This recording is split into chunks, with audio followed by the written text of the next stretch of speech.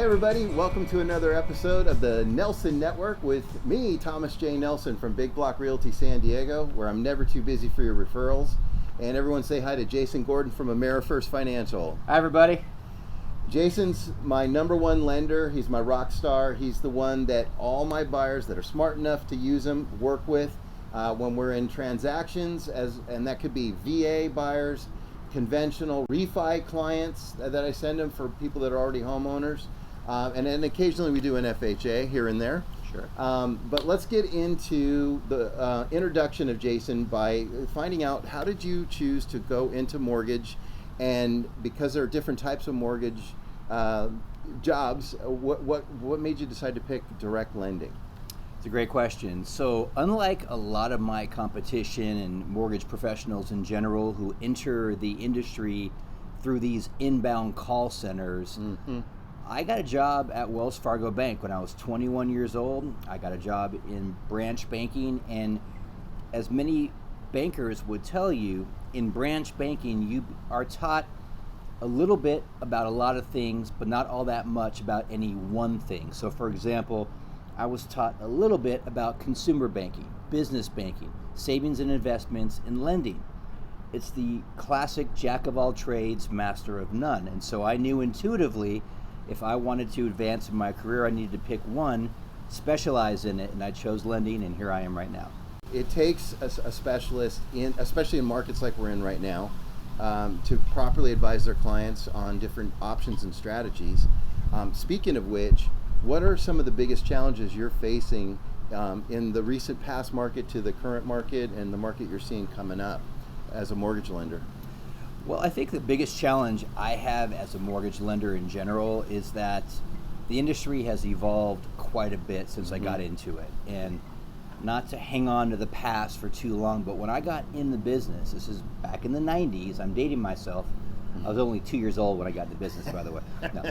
Back in the 90s, when I got in the business, people weren't walking around with a computer in their hands. Right. And there weren't commercials out there every 20 seconds commoditizing our business. And we were the true consultants, the true advisors. And I relished that role. And now with technology the way it is, and I'm not going to unwind technology, I know this, people tend to commoditize you.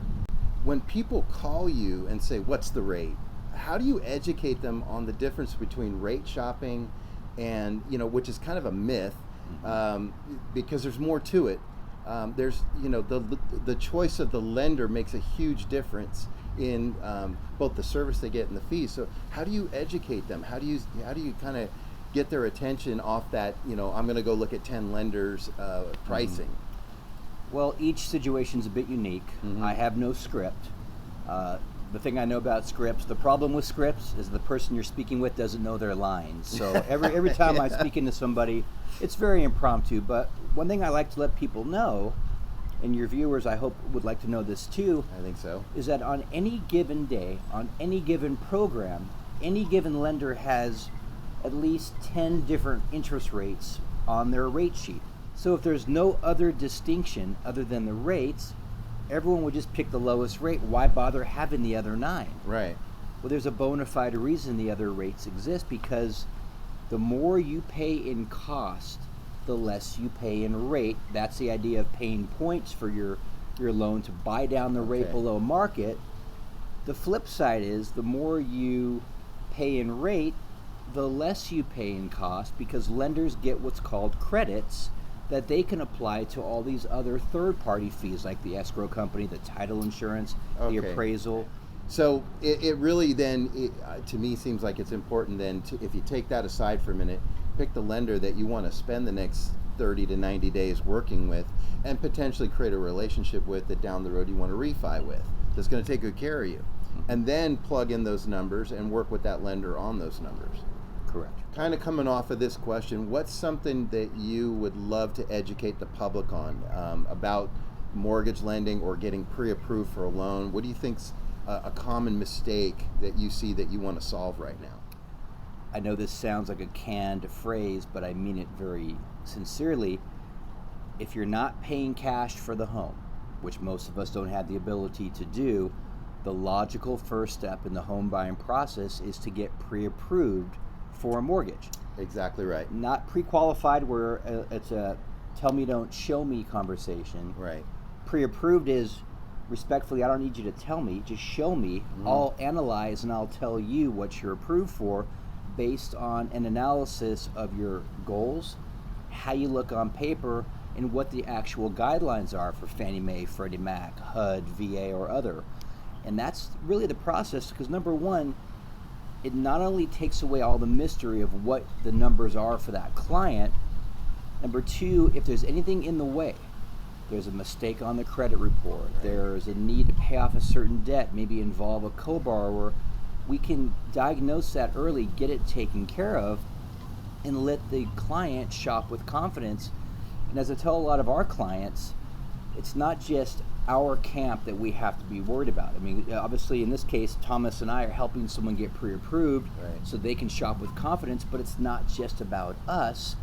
We have what I call opposing counsel, which is that seller and that agent who's representing the seller, especially in the market we've kind of coming out of right now where there's so many different buyers trying to buy the same home. Right, a lot of competition. We have to have, whether we like it or not, we have to be able to let that seller and that agent helping the seller know that our client is indeed ready to go, that they are a bona fide offer and they will be able to perform if their offer is accepted. So it's not just about us, it's about opposing counsel as well. Tell me something exciting about your business. Like, give me a memorable moment with a client or a deal you did, something that stands out to you. Well, I'll preface this by saying that I help home buyers and homeowners regardless of their marital status. I have a very unique specialization that makes up about a third of my business, where I'm helping divorcing homeowners and home buyers with financing. When someone's going through a divorce, there's a lot of financial changes, we'll just call them, that cause us to have to constantly rework the file. And so I do a lot of what we call divorce equity buyouts, where one spouse is seeking to stay in the home and buy out the departing spouse by removing him or her from the loan and giving him or her their share of the equity, called the divorce equity buyout. And I do a lot of these, and I had one just about 2 years ago that really tugged at the heartstrings. This was a male-female couple.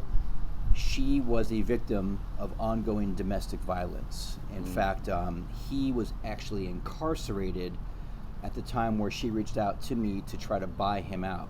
It was a tough process from the approval side. I'll spare you the details, but we had to do some maneuvering to get her approvable.